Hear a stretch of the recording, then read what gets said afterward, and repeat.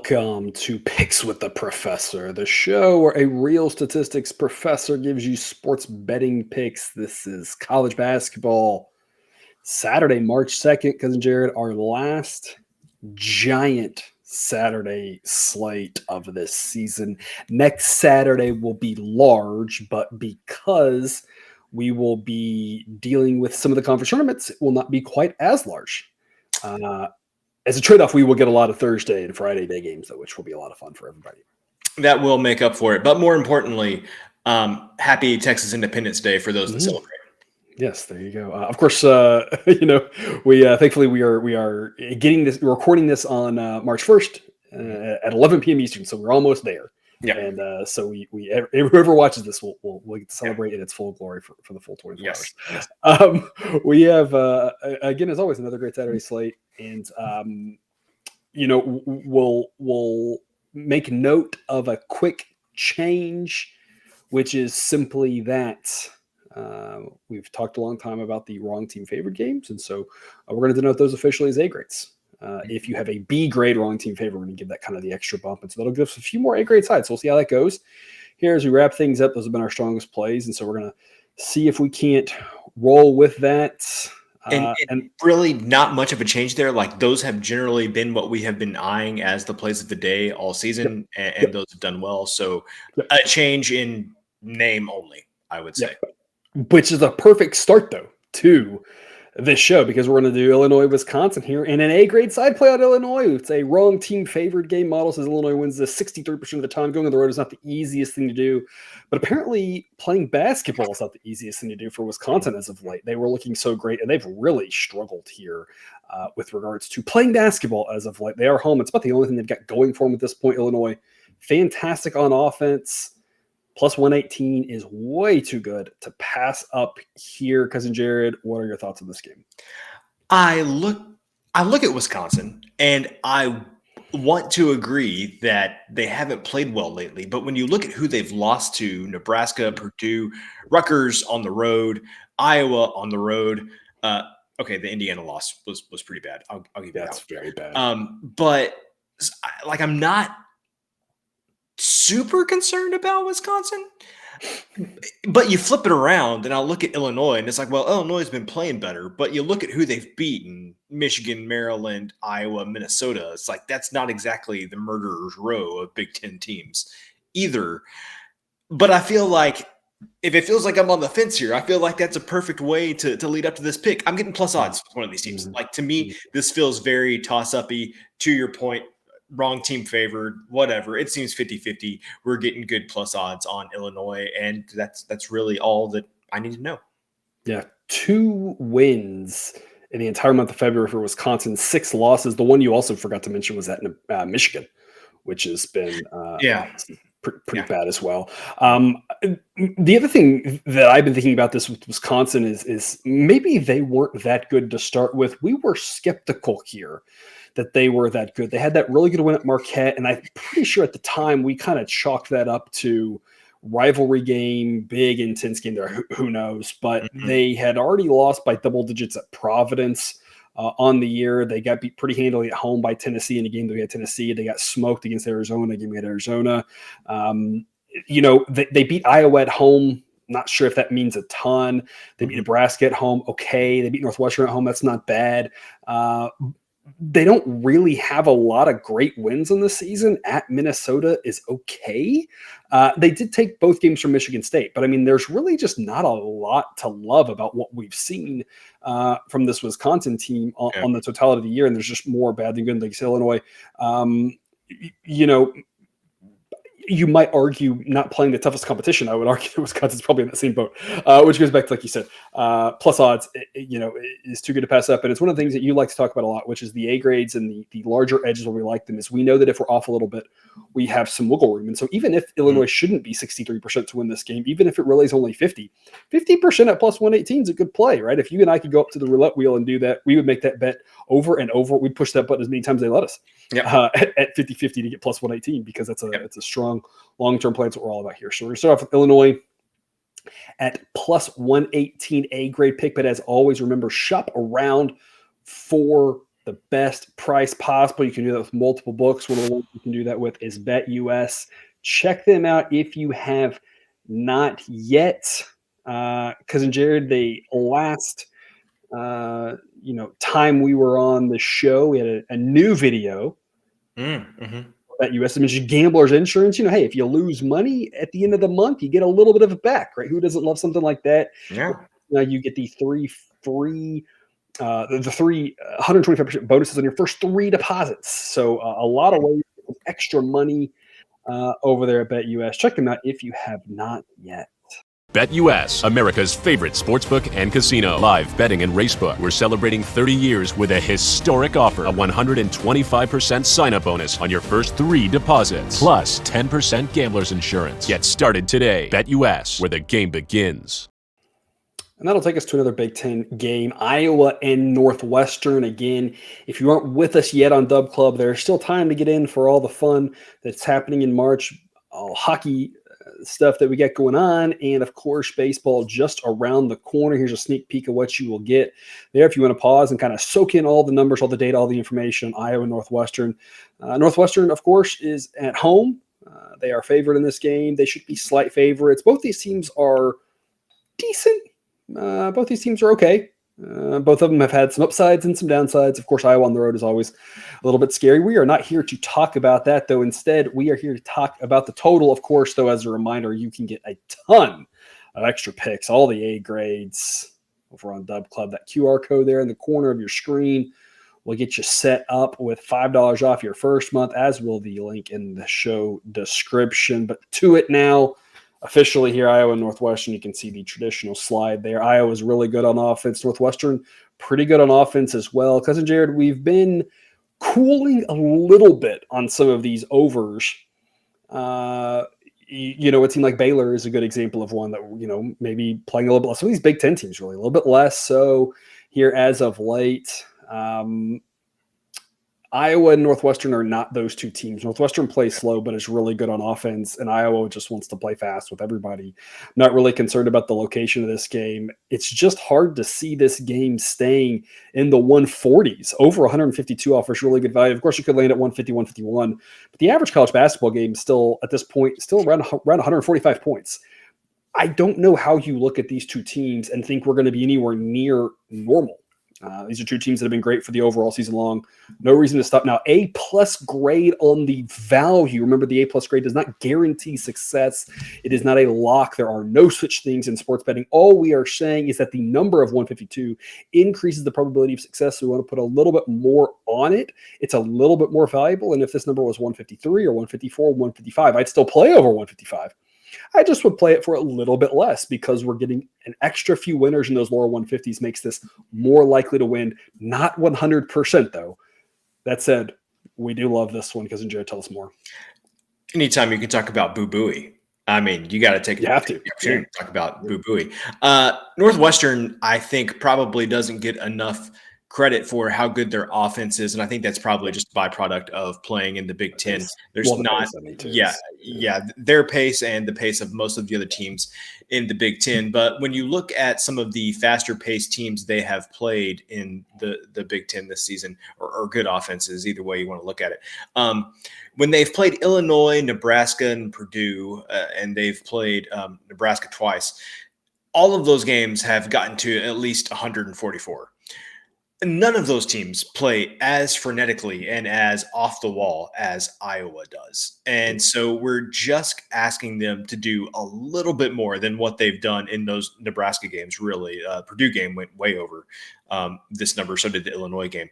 I think that they just haven't really gotten enough credit for how good their offense is. And I think against a team like Iowa, especially Iowa on the road, they're going to get a chance to stretch their legs and really show what their offense can do. I'm like you. I think this game's going to have to play out a very specific way for it to end up in the low 140s, mid 140s. I think you're much more likely to get something in the upper 140s or over that 152 that we're talking about here. Folks, you shouldn't play alternate totals and you shouldn't tease totals from a mathematical standpoint. It is a long-term losing proposition. I have to say that, as that those are the mathematical facts. That said, I know people like to do those things. This is a prime candidate for it if you were to do such a thing, because getting this to like 145 or whatever seems really difficult for that to go under. Now, again, you should not do that. I'm not advocating that. I know that some people are going to do what they're going to do no matter what I say. So if that's something you like to do, this is a great game for that, because it would be really weird for this game to land in the low 140s. Northwestern 17-11 to the over. That's pretty dang good. Iowa's even better at 19-10. I do not know how you have these two teams that have combined 36-21 to the over at this point of the season, and we're still missing by this much. It just blows my mind. That doesn't mean this goes over. It just means that's really great value. We're going to go over 152, A+ grade on that one. And to an under pick, Cousin Jared, UCLA at Washington State here. Your kind of basketball. Yeah. Two good defenses, two slow teams. We haven't talked about a lot of these because a lot of the unders that we've been doing in college basketball this season have been weaker teams. These are weaker offenses, which helps us out. But we talk a lot about when you get slower offenses, weaker offenses, the slow, sloth-like game kind of begets a slow, sloth-like game from the other side. Model projects about 121 on average. Under 127 is a B grade pick. This would be A grade if you're at 130. I'd love to have a winner on everything in the 120s. I still think it's worth a shot because this game's going to be likely kind of 61-55 is the type of feel of this game. But B grade because we would lose at 128, 129. We push at 127. And those are possible, of course. But in reality, we think this is just as likely to be in the 110s as the 120s. Unders are always a little bit scarier because of overtime. We haven't given out a ton of unders on the show, Cousin Jared, but this is one that caught your eye. Tell us why. On January 11th, when UCLA lost to Utah by almost 50 points. Yeah, that was I was thinking, wow, UCLA is done. And then they reeled off a month in a row where their only loss was to Arizona. Now, were all of those wins like super impressive? I wouldn't necessarily say that. A couple of them were pretty solid, though. Yeah, but especially from where UCLA came from. Like, it was pretty dang impressive. But now they've lost 3 in a row again. And I am just really struggling with, like, what's real with UCLA. But the thing that I know for a fact is real is they don't like to give up a lot of points. Like, even if they can't score them themselves, what I know is that they are good at stopping teams from scoring points. And you look at Washington State on the flip side, they're very much in the same boat. Their defense, partially because of their pace, but their defense has definitely been able to hold their own all season. Washington State's had a really good season, 22-7, second in the Pac-12. You got to feel good about them making the tournament. UCLA, definitely not feeling good about making the tournament. I think UCLA slows this game down. Washington State's not wanting to go fast anyway. I think UCLA slows this down even further because they know they have to play a very certain specific way to win games. And they're at the point in the season they got to win. Like, they got to win. They don't really have an option. So I think, like you said, this just becomes a snail's pace where every possession is very tactical, very thought out, very precise. And I think that just plays out wonderfully for an under. Washington State, before they lost to USC here, I know they beat USC, I guess. Washington State was before Arizona State. Before they lost to Arizona State last weekend, was in a tie for first place for the Pac-12, which is just mind-blowing because they were never a team that any of us really thought coming into the season would be up there. We thought Oregon, of course, and they're well coached. Colorado had all the talent. Of course, they had the injuries, and UCLA and USC have both been disappointments. But we all kind of thought Arizona would be the class of the conference, and all those teams are up there. But Washington State could be up there. Was surprising. These teams already played once. Game landed 128. Which went over the number 127.5 of that one by half a point. It would have gone over this number by 1/2. That's why it's B grade, because again, getting back into the upper 120s is not impossible. But in that game, UCLA scored 76, which is unlike them. And that's kind of what they were doing in that little hot streak that they had. They were kind of scoring some points, but for the most part, that's not what they love to do. They held Washington State at home to 52. Washington State, has a lot of game tape to look at to know what not to do again in that one. Both of these teams have gone under more than they have over. And in UCLA's case, it's not even overly close. Washington State just played a USC team that wants to get up and down. I think it'll be a little bit of a different look now playing a UCLA team that's just very opposite of USC with what they want to do. So, kind of like you said, if we gotta slow this pace down. UCLA, I'm not sure where they stand with regards to. I'm guessing they have to win the conference tournament to get it. But Washington State, of course, would be eyeing an at-large bid. If things go right for them, they're needing every win they can get because they don't quite have the non-conference. And I'm not a bracketology person by any stretch of the imagination, but they don't really have the non-conference resume to hang their hat on. So they're going to need every win possible at this point. I think they have one good non-conference win being Boise State. Other than that, I'm not seeing it. Their only other non-conference team they played in reality, who's a real team, is Mississippi State, who they lost to. Knowing that they've got to win this game, slowing it down. They want to slow it down. UCLA wants to slow it down. Great. Under is more likely than over, so we like it. Of course, if you can shop around and find this number more at 128, 129, we like it a little bit more just in case it does get up in the upper 120s like last time. But I don't expect either team to put up 76 like what happened last time, which will wrap us back up with another over. And Cousin Jared, I kind of feel like we just need to go back to the Iowa game and just say everything we said there here. Alabama plays with insane pace. They have really good offense. Tennessee's defense is very good, but we've seen time and time again this year, Tennessee has zero problem playing in a fast-paced game. Their pace all of a sudden this year, all the way up to number 81, which is just crazy. I never would have thought that coming into the season. We thought this was a team that was going to grind it out with their defense. Their offense is playing better, of course. Jake, usually on here for College Basketball Saturday, always talks about his boy Dalton Connect there at Tennessee and how he's driving the offense, and the pace is a function partially of when they play a slower team, they'll go a little bit slower, but when they play a fast team, and there's a lot of them in the SEC, they will run up and down the court with them all day long. We saw it against Kentucky. Don't really see why this is any different. Over 169.5, A- grade. This is the highest number to hang on to the A grade. There's some 170s out there, 171s. At that point, you're talking about B+ grade. But in general, this is more likely to get into the 170s and the 160s. And it's even more likely to get into the 180s than hang too low in the 160s. Cousin Jared, not one I would tease or alternate total because weirder things can happen. But this is a weirder things can happen where also it wouldn't surprise me if somebody gets to 100 in this game. What do you think? Yeah. So I don't have much original to say about this game. Alabama is in that category with them, Kentucky, Tulane. There's a team that I'm missing right off the top of my head, like Arizona.